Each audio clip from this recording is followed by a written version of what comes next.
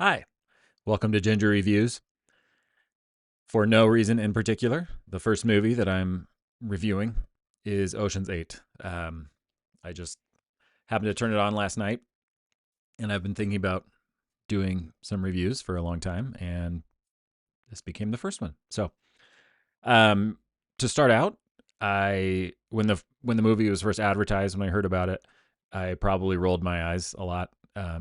It seemed like let's do a girls' version of Ocean's 11, 12, and 13. Which anyway, that's not the point. That doesn't matter. But I just want that to be. I mean, that's the baseline here. So like, I started off not being interested in it, thinking it what seemed like a silly idea. Um, but yeah, like I finally. I mean, I don't even remember when it came out. It's been years. So so yeah, it's not like I watched it right away and now I'm reviewing it. And of course, yeah, here's this review of a movie from 5 or more years ago that maybe you don't care about. But I'm doing it anyway because that's how I roll. So yeah, so I started out. It took me however long to finally watch the movie, but I will say it was entertaining. It was good. I enjoyed it. I had a good time watching it. I felt like the acting was all really good. They all did a really good job. I think Aquafina is in that, who I'm not a huge fan of. So, but I feel like even she did a good job. Even she, I don't know, the way I said that seems stupid, but um, yeah, even for not really enjoying her generally, um, I enjoyed her acting. She did a good job. But so I mean, I don't even know how to do a review. Basically, it's a group of women that decide to steal some jewels and do so. There's the there's the basis of the movie for you. Little Cliff's notes. Um, I feel like I'm a completely different person when I actually record this than I am when I'm like thinking about recording it in my head. I suppose that's probably true for a lot of people. Anyway, these are so like I'm supposed like my plan was to do like 5 minutes for these, and I feel like I've used up almost all 5 minutes. No, it's been 2 hours. 2 hours. It feels like it, doesn't it? It's been 2 minutes and 40 seconds, but I've used a lot of it, not really saying anything. But anyway, so yeah, it's kind of it's interesting because it almost seems like they wanted to make it like Ocean's 11. I mean, in but I don't know. I guess I was expecting a completely different movie from Ocean's 11. And it is, I mean, it is different. Like it's a jewel heist instead of the casino thing. Um but there's a scene in it where Kate Blanchett and like they're talking about something. So Kate Blanchett, I don't know. Maybe I should learn how to say people's names before I do this kind of thing, but whatever. She didn't care. Um, I mean, we talked about it and she said she was fine. So that's how I know. But yeah, so basically, Sandra Bullock is Danny Ocean's sister. So it's actually like it exists in the universe where Ocean's 11 and 12 and 13, I guess, have happened. Um, but yeah, so she plays his sister, and apparently he has passed away. Maybe because he's Danny Ocean, he may have faked it. Um, but yeah, and so she's a criminal. It starts out with her going in front of the parole board, just like Ocean's 11, um, and then Kate Blanchett is kind of like the Brad Pitt character.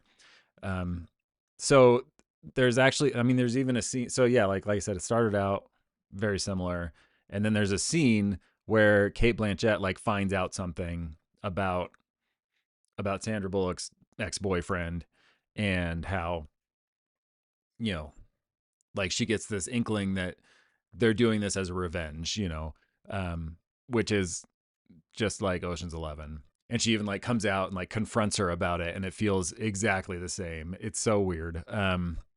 So I don't really get if I mean obviously those are intentional. They know that. Um, but I don't really understand why they did it. Because it's I mean it's supposed to be, like Ocean's 11 is supposed to be a real thing, like have happened in this, in this movie, in this universe. Um because Danny Ocean is a real person. They even bring in a couple characters from Ocean's 11, which is fun. Um that's I actually liked that. That wasn't a bad thing. But it makes the similarities strange because it's like a remake of the movie, but it can't be a remake of the movie because the movie is real. I mean, it's like it doesn't because yeah, it's like remake a movie that exists within the movie. It's very confusing to me. Um, but anyway, I didn't think that was a good idea. I guess. And then like the end scene where like we find out where everybody is or what they're doing now. Kind of like they close off what happens with all the characters. Um, that all felt pretty cheesy. And there were a couple scenes where it looked, like they'd used a green screen, and it just seemed kind of cheap. Like I don't know. So yeah, I didn't really care for that part. One other thing, I should make notes. So I'm learning about this as I go. You are learning that I have to learn about things as I go, and that you shouldn't watch things I do until I've done them for a long time, maybe, and then we'll find out. But James Corden plays like the insurance investigator guy that comes in to find out, try and find out what happened with the stolen jewels. And this is another thing where I'm not a huge fan of James Corden. I mean, he seems like a really nice guy, and he can be very funny, but like this role, like he just didn't seem right for the role. Um, and it wasn't even necessarily, like I didn't think he did a bad job acting. It was just I just feel like it was the wrong casting. Because yeah, he just didn't he didn't really fit the mold of what like what you would expect an insurance investigator to be like. Um, and so I think there was like a because he's already this kind of like funny character person. Um, when what you would expect to be like a serious person, the insurance investigator, like anything where like it should be kind of like a joke, or like he's like there's comedy for him, it doesn't feel like, oh, this is different for this character. It was just like that's just who James Corden is. I don't know. I'm not explaining that very well, I don't think, but like I said, this is the first one I'm doing. I'll get better at it. Maybe. But anyway, so I mean, all in all, like it's worth watching. It's not like I said, it's not unenjoyable. Um, but it just yeah, like it was just strange. Like it felt like it was trying to be Ocean's 11, but also not. Um, it was interesting too. I don't necessarily. I guess I don't know that I feel strongly about it either way. But in Ocean's 11, they have oh shoot, now what's his name? I can't remember his name. Ah, that's gonna bother me. Anyway, but he's like the hacker guy, the computer guy. Um, man. Anyway, but he's like a nerdy guy. Like he's nerdy into the computers and all that stuff.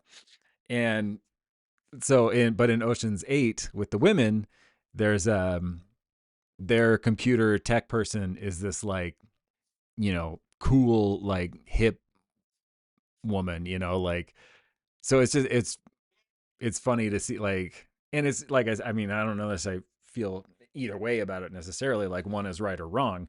Um but it was just interesting to see like the exact opposite, and I wonder if that's like a cultural thing, like I don't know, because it used to, like computers and all that stuff were the realm of dorks and nerds and pocket protectors.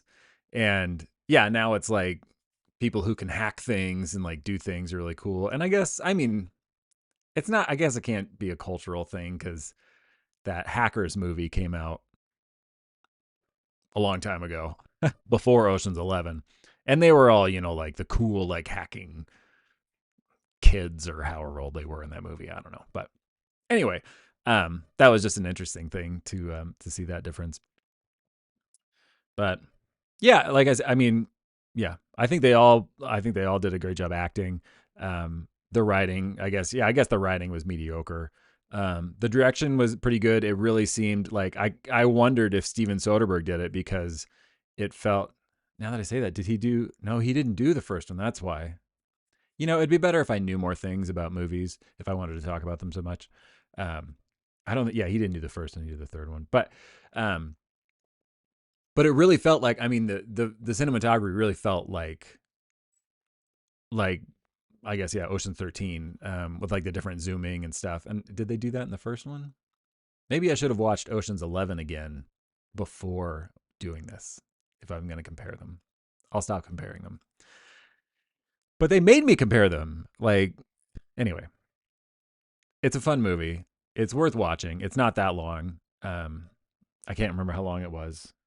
I feel like these are all things that I should include. It has a runtime of blah blah blah. It's directed by who and blah blah blah, and it stars these people. I don't know any of that information right now, except the stars, but I'm not going to list them because that's silly. I feel like this is done, and I just keep talking. This is almost 12 minutes. I was supposed to keep it to 5, so it'll get better. Probably. All right, so Ocean's 8, not too shabby, not the best, worth watching. It was fun. I can't click the button.